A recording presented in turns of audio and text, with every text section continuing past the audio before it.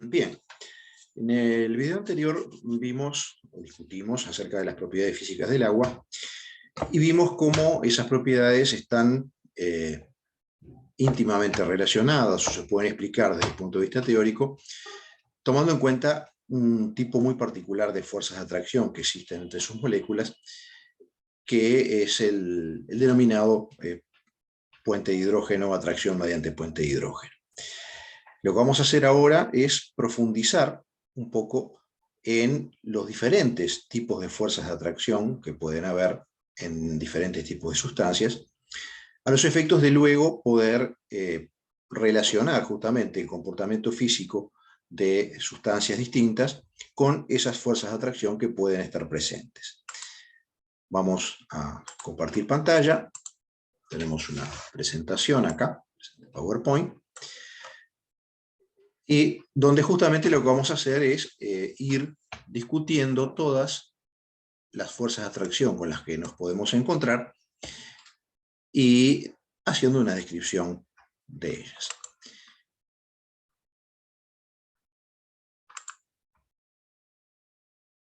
Recordemos un poco lo que ya habíamos planteado anteriormente, ¿verdad? Las fuerzas de atracción entre las partículas son la explicación teórica que nosotros le damos a comportamientos físicos observables de las sustancias de los diferentes sistemas, ¿no? En particular, cuando nos referimos a diferentes comportamientos físicos, podemos hablar, en el caso de los líquidos, de su temperatura de ebullición, líquidos que hierven a más temperatura que otros. Nosotros lo explicamos teóricamente diciendo que sus fuerzas de atracción intermoleculares o entre partículas son mayores a las del otro líquido. La viscosidad también, es decir, recordemos, la viscosidad es la resistencia de un líquido a fluir. Un líquido muy viscoso es un líquido que fluye con dificultad, por ejemplo, la miel. Un líquido menos viscoso es un líquido que fluye con mayor facilidad, por ejemplo, el agua. Y eso nosotros lo explicamos también teóricamente, construyendo un modelo de un movimiento de líquido en capas. O sea, cuando un líquido fluye, cuando se mueve, nosotros lo que imaginamos es que hay capas de líquido que se desplazan unas sobre las otras, y por lo tanto, si las fuerzas de atracción son mayores, esas capas ven más dificultado su movimiento, su deslizamiento unas sobre otras, y el líquido es más viscoso. O sea que mayores fuerzas de atracción también nos llevarían a líquidos de mayor viscosidad. La volatilidad, es decir, la tendencia de un líquido a evaporarse en las mismas condiciones que otro, también la explicamos mediante las fuerzas de atracción, ¿no? Un líquido que tiene fuerzas de atracción más potentes es un líquido que se evapora con menor facilidad que otro, porque la evaporación implica pasar del estado líquido al estado gaseoso, es decir, vencer completamente las fuerzas de atracción que existen entre las partículas del líquido para hacerlas totalmente independientes. La tensión superficial es otra de las propiedades de los líquidos que nosotros explicamos utilizando esta idea teórica de las fuerzas de atracción entre las partículas. Recordemos, la tensión superficial es la energía necesaria o la resistencia, si quieren decirlo de una manera un poquito más directa, la resistencia de las partículas de la superficie de un líquido a ser separadas. Por lo tanto, si esa resistencia es mayor, es porque las fuerzas de atracción también deben ser mayores. En el caso de los sólidos, ¿verdad? La dureza de un sólido, la fragilidad, la temperatura de fusión, son propiedades que también se pueden explicar teóricamente recurriendo a las fuerzas de atracción entre sus partículas. Un sólido es más duro que otro cuando yo logro rayar con ese sólido al otro, es decir, gastarlo, generar un surco cuando provoca una fricción de un sólido sobre el otro. Eso implica entonces que las partículas del sólido que no sufren ninguna modificación están más firmemente unidas que las del otro sólido que sí se vio modificado porque se gastó, porque se generó un surco en él. La fragilidad, que es cómo responde ese sólido frente a una fuerza de torsión o frente a un golpe, también tiene que ver con las fuerzas de atracción. Fuerzas de atracción más potentes producen sólidos más frágiles, es decir, más quebradizos. Si uno los golpea o si uno les aplica una torsión, en lugar de deformarse, lo que hacen es quebrarse. Y la temperatura de fusión es otra propiedad que también la podemos relacionar con las fuerzas de atracción entre las partículas, porque recordemos que la fusión implica el pasaje del estado sólido al estado líquido, un estado donde las fuerzas de atracción están actuando de manera muy potente, tanto que las partículas quedan fijas en un sitio, a un estado más fluido, donde las partículas permanecen atraídas entre sí porque permanecen juntas, un líquido tiene volumen propio, pero sin embargo pueden moverse, pueden cambiarse de lugar, han ganado algo de libertad, eso implica fuerzas de atracción que se han visto algo debilitadas. Y la última de las propiedades que tiene que ver con el tipo de fuerzas de atracción presentes es la solubilidad. En este caso, ya estamos pensando en por lo menos dos sustancias distintas para que se produzca una mezcla, ¿no? Y bueno, ahí tendremos que discutir y comparar las fuerzas de atracción de las dos sustancias con las que estamos tratando. Pero eso lo veremos más adelante. Vamos entonces a comenzar justamente a presentar cuáles son las diferentes fuerzas de atracción de las que podemos hablar. La primera de ellas es la atracción ion-ion. Como lo dice su nombre, se produce entre iones de cargas opuestas. Y básicamente también nosotros a esa atracción le llamamos enlace iónico. Aquí tenemos una representación, ¿verdad? Un catión, por ejemplo el catión sodio, un anión, por ejemplo el anión cloruro. Los tamaños son distintos a propósito. Los aniones suelen ser de mayor tamaño que los cationes. Y aquí los visualizamos, los imaginamos directamente como esferas cargadas. Y aquí, precisamente como son cargas opuestas, aparece una fuerza de atracción de tipo electrostático. Así que este tipo de fuerza de atracción entre partículas, como en un compuesto iónico, las partículas que lo forman son cationes y aniones, podemos considerar un enlace, el enlace iónico, o podemos considerar también ese tipo de atracción como una fuerza entre partículas. Es la más potente de las fuerzas entre partículas de las que vamos a hablar, y por eso conduce precisamente a sustancias de elevadísima temperatura de fusión. Si alguna vez ustedes han calentado un cristal de cloruro de sodio, les puede haber pasado de haber puesto agua con cloruro de sodio o agua con sal, simplemente a calentar para cocinar algo y se les evapora el agua porque se olvidaron y aparecen los cristales ahí en el recipiente, y por más que se hayan olvidado y lo hayan dejado mucho rato calentándose, los cristales están allí sólidos, o sea, no lo logro fundir con la llama de una cocina, por ejemplo, ¿no? O sea que tienen temperaturas de fusión altas, son sólidos duros, son sólidos quebradizos, ¿sí? Es decir, todas propiedades que tienen que ver con altas fuerzas de atracción. ¿Por qué hablo de sólidos? Porque justamente como presentan temperaturas de fusión muy altas y temperaturas de ebullición también muy altas, habitualmente a temperatura ambiente nosotros los encontramos al estado sólido.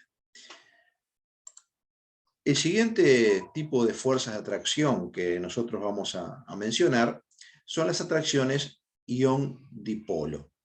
Vean que aquí estamos hablando entonces de partículas de diferente tipo. O sea que este tipo de fuerzas de atracción solamente se pueden presentar cuando lo que tenemos son mezclas, o sea, sustancias distintas. Yo no puedo tener una sustancia que a la vez sea iónica, o sea, formada por iones, y sea covalente polar, es decir, esté formada por moléculas polares. No, o es una cosa o es la otra. Pero cuando nosotros mezclamos esos dos tipos de sustancias, allí pueden aparecer interacciones entre las partículas que son iones de una sustancia, por ejemplo, cloruro de sodio, y las moléculas que presentan polos de la otra sustancia, por ejemplo, agua. Cuando nosotros disolvemos cloruro de sodio en agua, lo que se produce es una interacción de este tipo que está mostrado aquí. Los iones son rodeados por esas moléculas que presentan polaridad eléctrica, ¿sí? O sea, ven que aquí la partícula representada no es ella positiva ni negativa, sino que tiene una zona levemente negativa y una zona levemente positiva. Por lo tanto, si la partícula presente es un catión, esas moléculas se van a orientar con su zona negativa hacia el catión, de manera de atraerse, y si es un anión, las moléculas se van a orientar de manera opuesta, ¿no?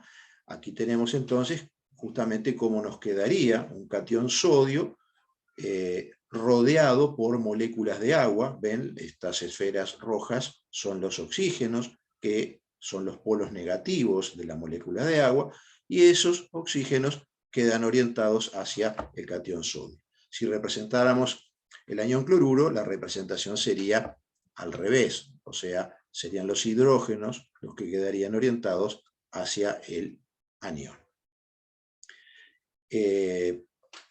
Decíamos, esto corresponde ya a un sistema que es una mezcla, no estamos hablando de una sustancia. El tercer tipo de fuerzas de atracción de las que vamos a hablar son las atracciones dipolo-dipolo. Dipolo, el prefijo di quiere decir dos, y bueno, y polos que existen polaridades eléctricas, o sea, se da entre moléculas polares, como lo dice aquí, es decir, moléculas que tienen zonas levemente positivas y zonas levemente negativas. ¿Por qué?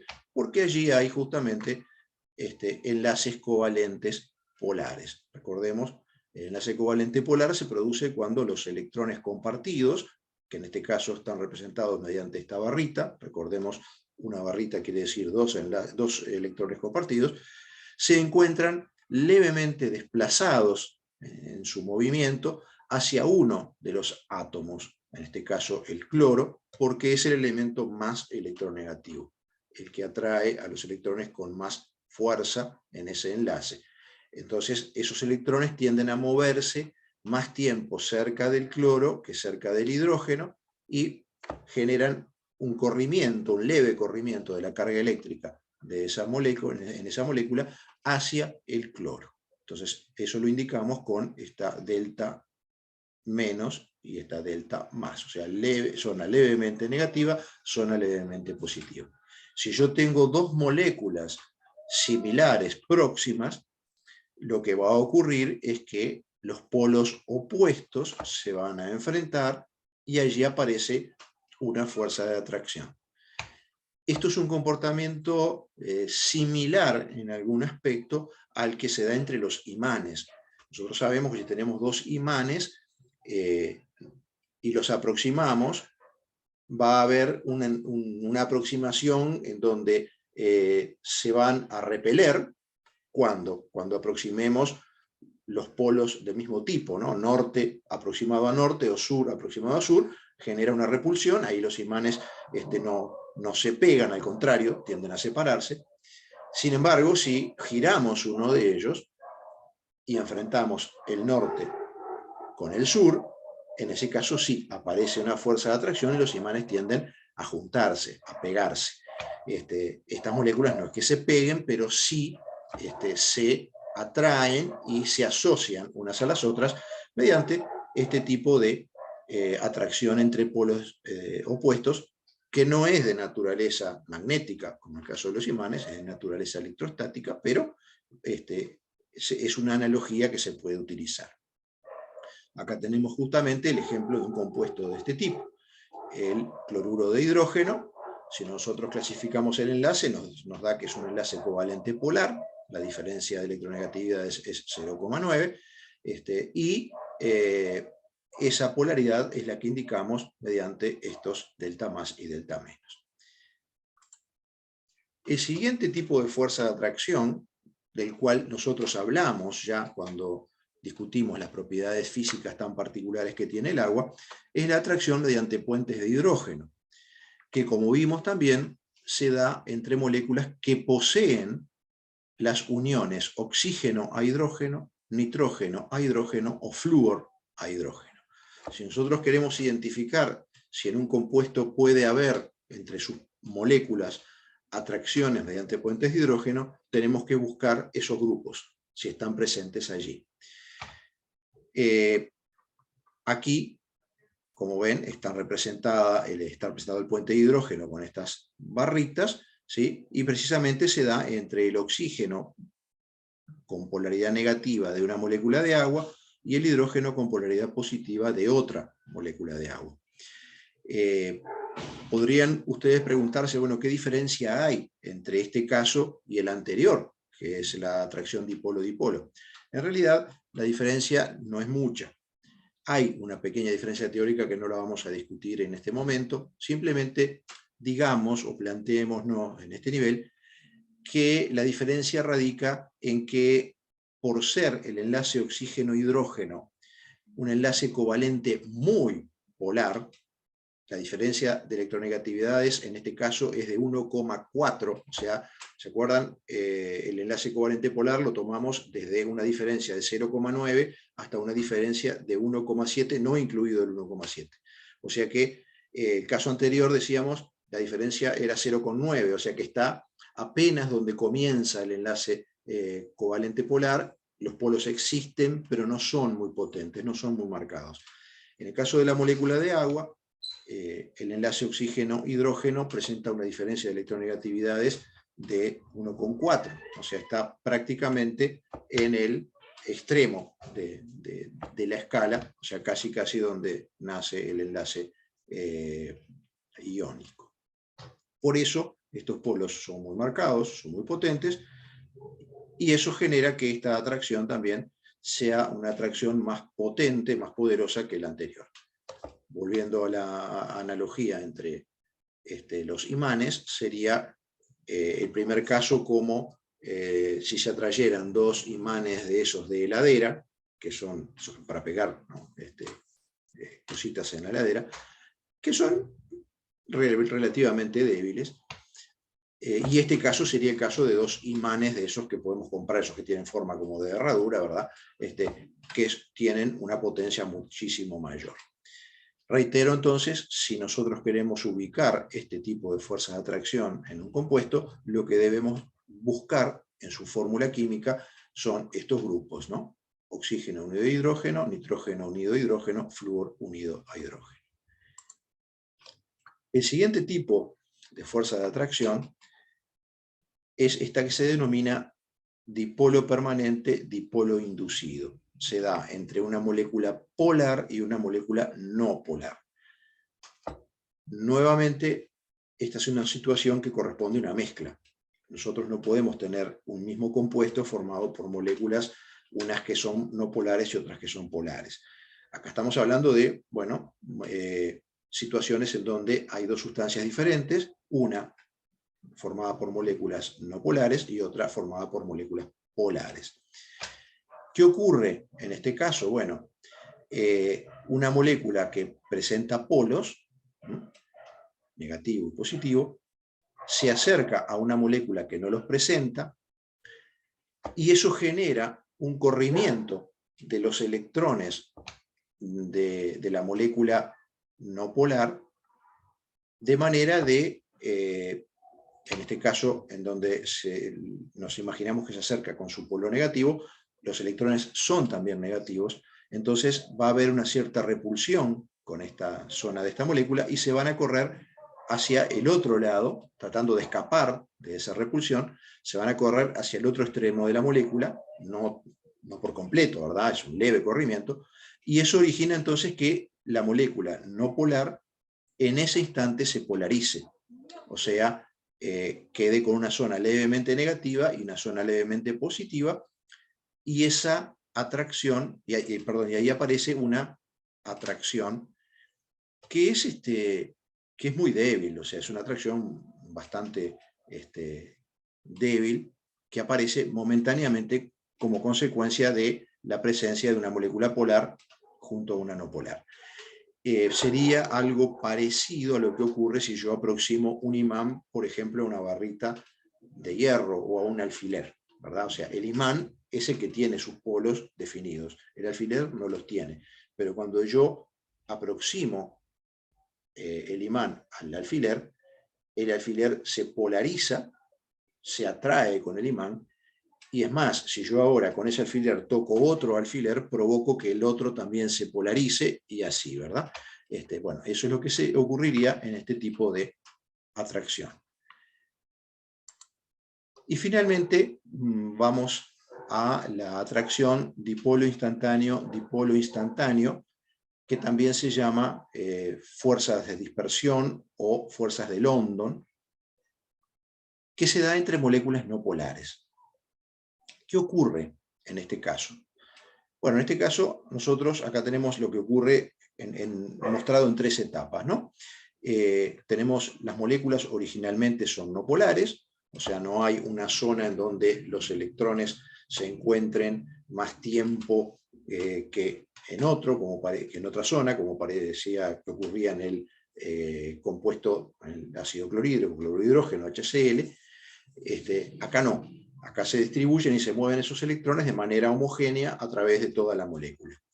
Sin embargo, como ese movimiento es completamente al azar, aleatorio y tremendamente veloz, muy rápido, puede suceder que en algún instante, simplemente por azar, en una de esas moléculas, los electrones queden ubicados en un instante nada más sobre un extremo de la molécula que sobre otro.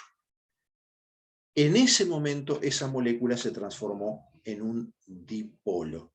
¿Por qué? Porque simplemente los electrones, como ese movimiento es totalmente al azar, reitero, quedaron ubicados más sobre esta zona de la molécula que sobre esta otra, y se generó una polaridad, que como dice aquí, esto es instantáneo, dura nada, o sea, es infinitesimal el tiempo que dura esto. Pero a su vez, la aparición de este dipolo genera en una molécula polar, no polar que esté al lado el mismo efecto que habíamos explicado en el caso anterior, es decir, la polariza. Y en ese instante aparece una levísima fuerza de atracción entre ellas.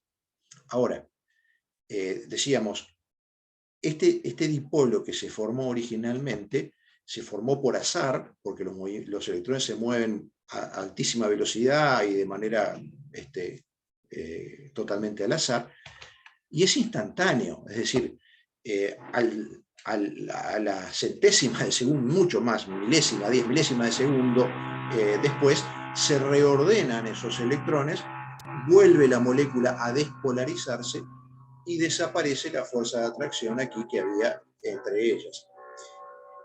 Pero la molécula de al lado había quedado polarizada, provocó la polarización de la siguiente. Se despolariza esa segunda molécula, ¿verdad? Y desaparece la fuerza de atracción.